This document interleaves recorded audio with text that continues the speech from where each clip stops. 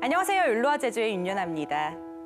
이번 주말 서귀포시 남원읍에서 한라산 청정 고사리 축제가 열립니다. 이 제주도 하면 또 고사리가 굉장히 유명하죠. 고사리는 산에서 나는 소고기라고 불릴 정도로 단백질이 많고 식이섬유가 풍부해 장 건강에 굉장히 좋다고 합니다. 하지만 매년 이맘때 고사리철이 되면 불법으로 주정차해 놓고 고사리를 꺾으러 가시는 분들이 많아 각종 안전사고가 많이 발생하기도 하는데요. 고사리보다 가장 중요한 건 바로 안전이겠죠? 안전하게 고사리 꺾으시는 거 잊지 마시기 바라며 이어서 오늘 제주도에 어떤 일들이 있었는지 알아볼게요.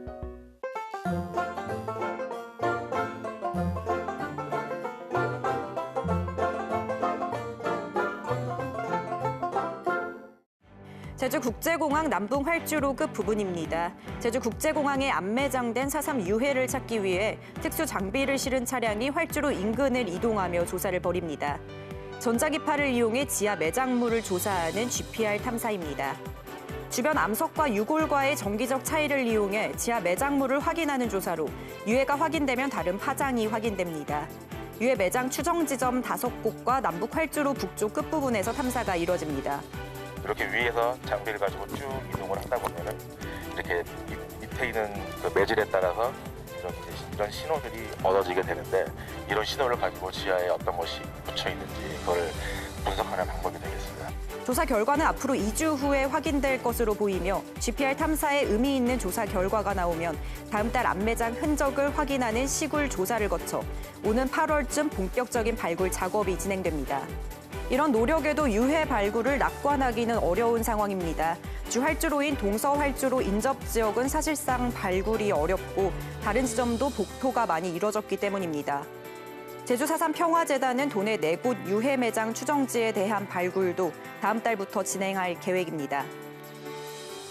제주 인구 유입이 계속되고 있습니다. 통계청에 따르면 지난달 제주 전입자는 12,000여 명, 전출자는 9,100여 명으로 순유입 인구가 1,136명으로 파악됐습니다. 이 같은 순유입 인구는 지난해 같은 기관과 비슷한 수치로 인구 100명당 유입 인구 비율을 나타내는 순이동률은 2%로 세종시에 이어 전국 17개 시도 가운데 두 번째로 높았습니다. 제주자치도는 해안변에 지정된 절대 보전지역과 관리 보전지역 1등급 지역을 대상으로 다음 달 말까지 특별 실태 조사를 실시할 계획입니다. 실태 조사는 1차적으로 항공사진과 영상 자료를 통한 토지 이용 현황을 분석하고 이후 행정시별 현장 조사를 벌이게 됩니다. 지난해 제주시 애월읍과 서귀포시 대포동 해안변에서는 불법 폐기가 적발돼 고발되기도 했습니다. 지금까지 오늘 제주를 알아봤습니다.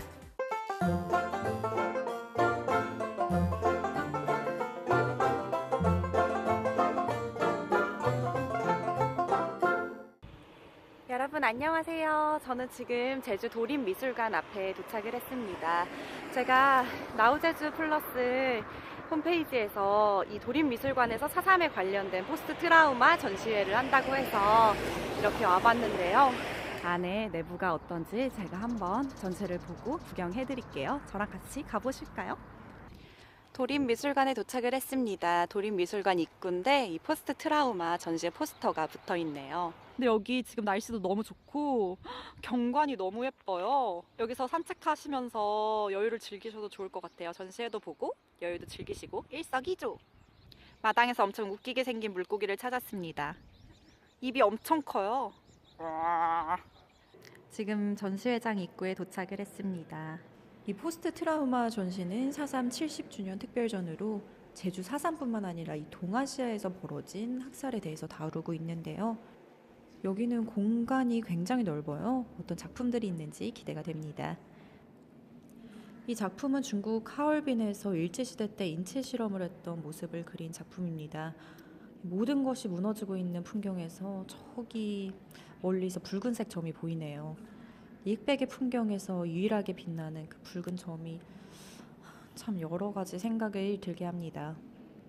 이 작품은 굉장히 특이한 구조를 하고 있는데요. 그 중국의 김승희 작가의 작품이라고 합니다.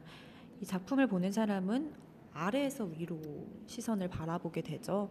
안매장 당하는 사람의 시선으로 이 사건을 공감하게 되는 그런 작품이라고 합니다. 이 작품은 굉장히 역설적인 느낌을 주는데요. 보시면 왜소한 일본 병사가 건장한 남성을 끌고 가는 이런 모습을 통해서 일제시대에 우리가 당했던 핍박을 조금 더 강렬하게 느낄 수 있는 것 같습니다. 우웨이산의 난징 대학살에 대한 조각 작품을 사진으로 전시해놨어요. 이 세상에 어떻게 이렇게 많은 폭력과 폭력에 대한 피해자들이 발생하는지 사실 참 마음이 아프고 놀라운데 어째서 이런 역사들이 반복돼서 일어나는지 생각해 보게 되는 시간인 것 같습니다. 여기에는 영상들이 상영되고 있습니다. 굉장히 많은 작품들이 상영되고 있는데요. 이 시간이 되시는 분들은 천천히 감상해 보시면 좋을 것 같아요. 전시회를 다 보고 지금 이 미술관 앞에 앞마당에 나왔는데요. 우리나라뿐만 아니라 중국, 대만, 동아시아, 베트남 국가들에 있었던 가슴 아픈 역사를 직접 보고 예술 작품으로 만들어 놓은 전시를 보고 나니까 아픈 역사 위에 우리가 서 있다는 거를 다시 한번 느낄 수 있는 시간이었습니다. 이 포스트 트라우마 전시 6월 24일까지 한다고 하니까요. 꼭 한번 와서 관람하시면 굉장히 많은 걸 느낄 수 있고 이 마음 아픈 감정을 직접 나눌 수 있는 이런 시간이 될 것 같아요. 자세한 정보는 이 나우제주 플러스 사이트를 통해 얻으실 수 있으니까요. 참고하시면 좋을 것 같습니다.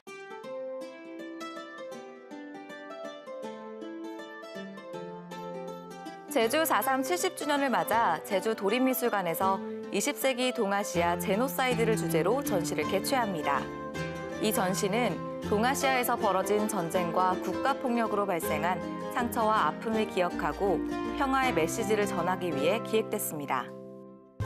제주 서귀포시 남원 지역의 고사리는 향이 좋아 채상품으로 꼽히는데요.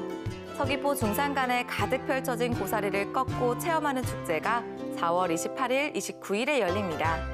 서귀포시 남원읍 국가태풍센터 서측에서 각종 체험 및 시식 프로그램 등을 경험하세요.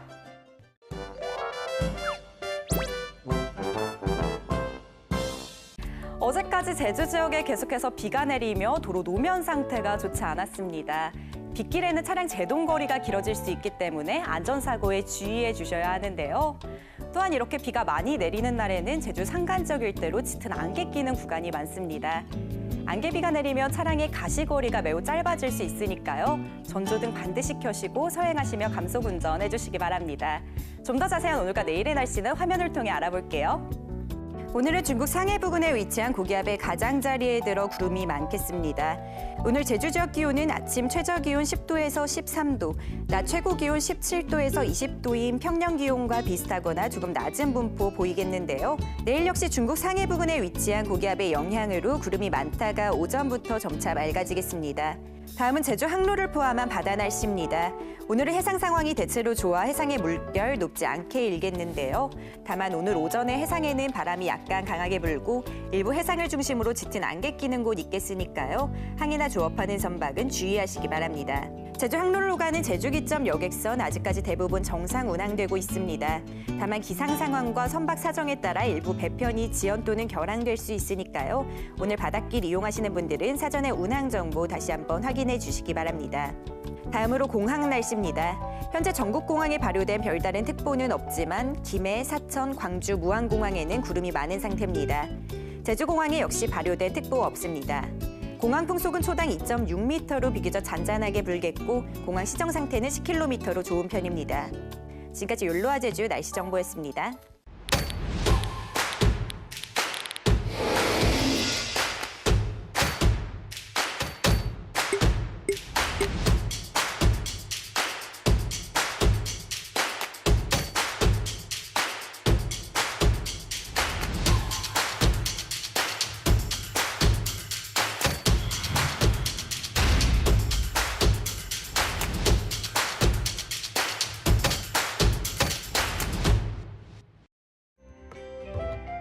나우제주 플러스 내 나우제주 쇼핑은 제주도 내외에서 신뢰받는 중소기업들의 제품을 전국 소비자들에게 소개하고 있습니다.